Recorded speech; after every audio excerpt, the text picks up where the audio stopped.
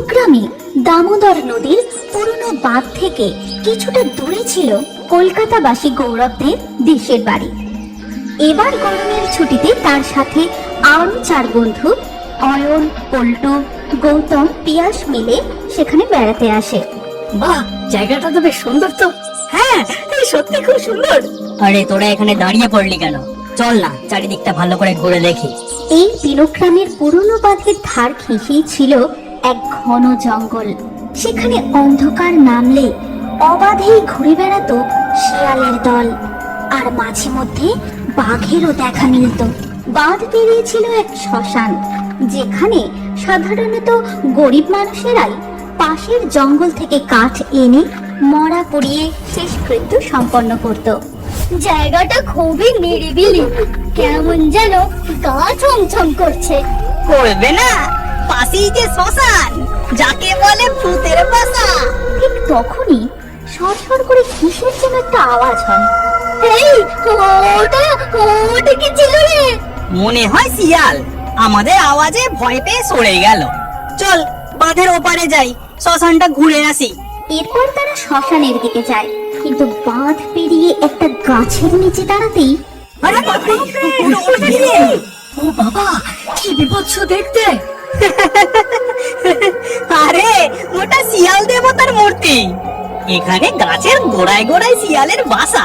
এই কথা বলার সাথে সাথে পল্টু সেই লাঠিটা পাথর মূর্তি শিয়াল দেবের হাত থেকে তুলে নেয়।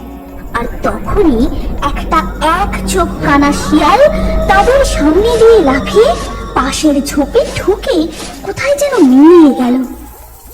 এই, এখানে শ্মশানের সামনে শিয়াল দেবের মূর্তি কেন? ব্যাপারটা তো ঠিক বুঝলাম না। বাড়ির বড়দের মুখে গল্প শুনেছি, অনেক কাল আগে জঙ্গলের ওপারে যাযাবর প্রজাতির মানুষ এসে বসবাস করতে থাকে। তারাও এই শ্মশান ব্যবহার করত, আর মরা পোড়াতে এসে শিয়াল ধরে ধরে মাংস পুড়িয়ে খেত। আর তখনই নাকি বাকি শিয়ালগুলো যেন কান্নায় ভেঙে পড়তো। আর এইভাবেই যখন প্রায় পুরোনো বাঁধের চত্বর থেকে শিয়ালের প্রজাতিটাই শেষ হতে বসেছিল, গৌরব তার বন্ধুদের বহু যুগ আগের সেই শিয়ালের ঘটনা বলতে থাকে। আমাদের খোকাকে কি সুন্দর দেখতে হয়েছে, তাই না? একেবারে তোমার মতো।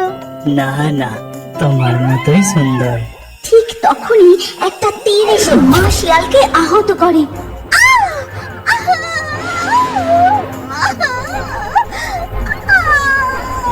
আর সাথে সাথেই বাবা শিয়ালটা বীর পরাক্রমে ওই শিকারী যাযাবর গুলোর উপর ঝাঁপিয়ে পড়ে।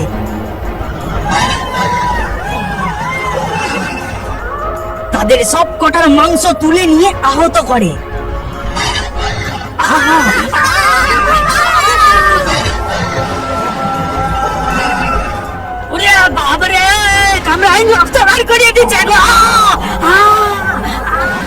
এইভাবে তাদের সব কটার মাংস তুলে নিয়ে আহত করে, কিন্তু প্রাণে মারে না। তবে সে তার প্রবল গর্জনে তাদের বুঝিয়ে দেয় তারা যেন এই অঞ্চল ছেড়ে চলে যায়, নইলে সে তাদের শেষ করে দেবে।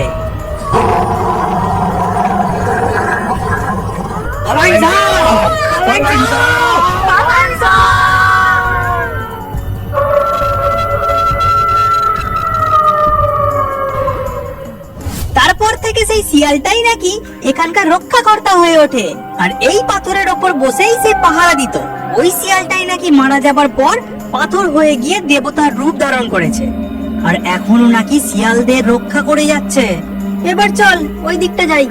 এরপর তারা আর একটু এগিয়ে ঠিক শ্মশানের কাছে পৌঁছতেই কিছু জমা করে রাখা কাঠের পিছন থেকে এক আকাশ কাঁপানো হাসি।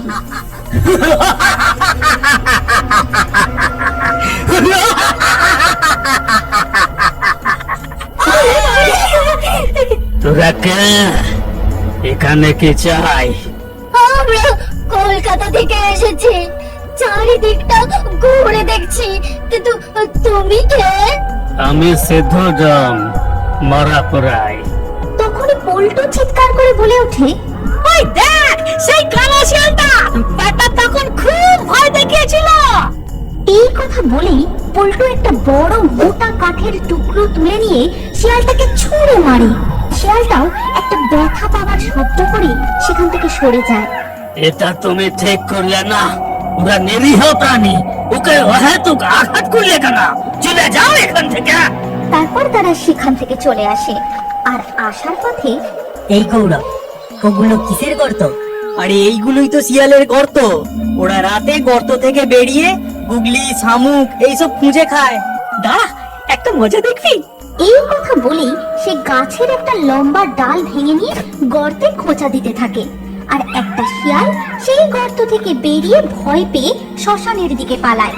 আর এটা দেখে সকলে মিলে খুব মজা পায়।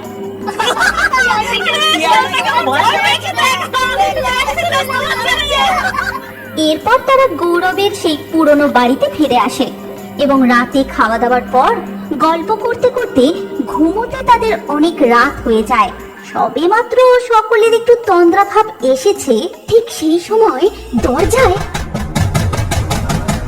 কে কে কে কে বাইরে কে? আরে বাইরে প্রচন্ড ঝড় উঠেছে, তাতেই দরজায় ধাক্কা দেওয়ার মতো আওয়াজ হচ্ছে। দাঁড়া, বৃষ্টির ঝাপটা ঢুকবে, জানলাগুলো বন্ধ করে দিয়ে আসি। কিন্তু তারপরেই গোটা বাড়ির চারপাশ দিয়ে কেমন একটা সরসর করে আওয়াজ শুরু হতে থাকে, যেন অজস্র পায়ের শব্দ। মনে হচ্ছে যেন বাইরে অনেকে মিলে হাঁটা চলা করছে। ঠিক তখনই শুরু হয় একসাথে শয়ে শয়ে শিয়ালের ডাক। সেই ডাকের আওয়াজের সাথে সাথে ঘরের জানলা দরজা একদম গায়ে খুলে যায়। ওরা সকলে ভয়ে আটকে ওঠে।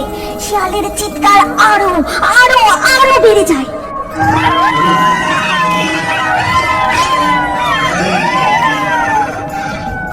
তারপরে ঘরে ঢুকে সেই এক চোখ কালা শিয়ালটা।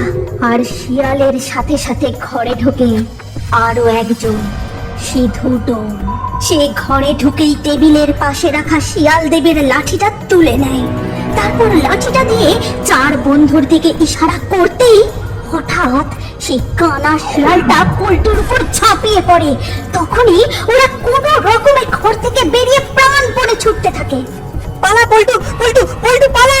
সবাই পালা, পালা এখান থেকে! ওরা পালাতে পালাতে যেন পথ ভুলে সেই বাঁধের দিকেই ছুটতে থাকে।